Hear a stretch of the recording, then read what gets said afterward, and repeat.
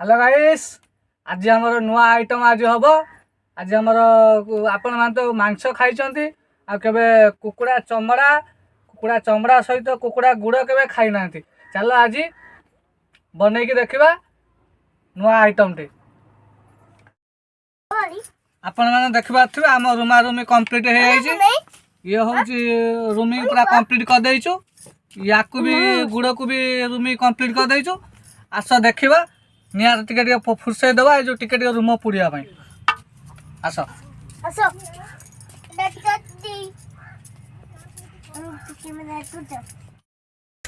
आपण मैंने देखि पारे आपको आम निआर फुर्सई सारी बर्तमान भल भाव धोईदे धोई सारिकी आपको काटिदे काटी साइज कर काटिदे बर्तमान आपको धोई सारिकी भल रकम धोई सारिकी काटा देखि पारे आमर काटी कुटिकी परिष्कार भाव में आम धुआधुई करदेचु। बर्तमान आमर कषा मसला आम रेडी हो जाइए। आमर बर्तमान कषा कषि आरंभ हम आम रोषे आरंभ हो गला। बर्तमान टे तेल गरम हो सारा पर पियाज पकईकि आम टे संतुली दवा पियाज टाक जारीदे तापर आमर अदा रसुण पेस्ट बटा हो अच्छी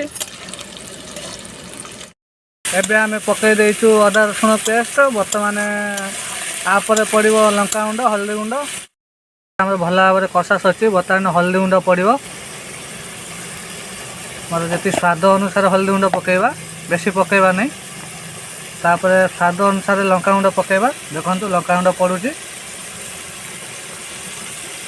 आम टिके अधिक राग खाऊ से जो 2 चामच पकईलु 2 चामच 3 चामच पकईलु आपन जी खाइबा ये पकईबे।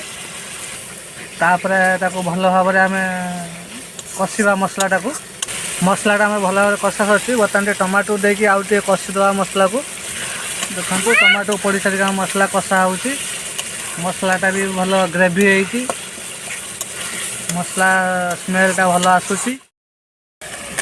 आपण मैंने आलू जदि खाती तेना आलू पकेबे मुझे आलू खाइते भल पाए से आलू पकई आम मसला कषिदेनु। आलू आम डायरेक्ट भाजी नहीं टे लेट हो बोली आलू आम डायरेक्ट भाजु नहीं मसला आमर हो जाए। बर्तमान आम गुड़ आ चमड़ा पकईदे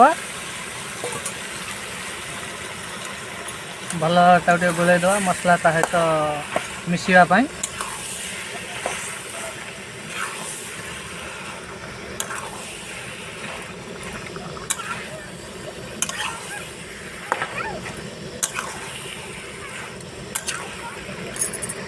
भल भाव में गोल सारी। बर्तमान आपको ढंकईदे लुण ए स्वाद अनुसार पकईदे देखि पारे लुण पड़ुची देखि पारे आपण मैंने एबे आमर ढंकईदे ढंकई सारापर ढंकईबा टे सीझी जावाई आम ढंकईबा।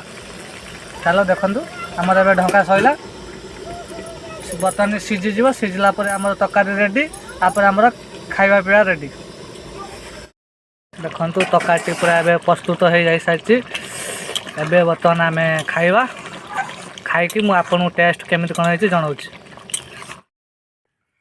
आमर बर्तमान तरकारी रेडी है। चलो ए खाई देखा टेस्ट सब केमिति होइछि नुआ जिनस टेस्ट केमिति होइछि खाई देखा।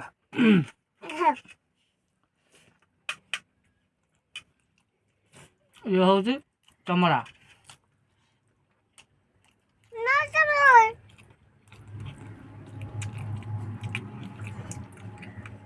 ये हूँ गुड़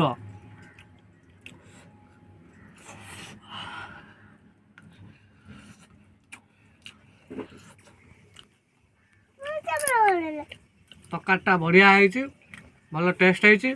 आपण मैंने घरे थोड़े ट्राए कर देखु मांस ठारू चमड़ा और गुड़ बढ़िया टेस्ट हम आपन थोड़े घरे कर खातु खाइला आपन जानी पारे।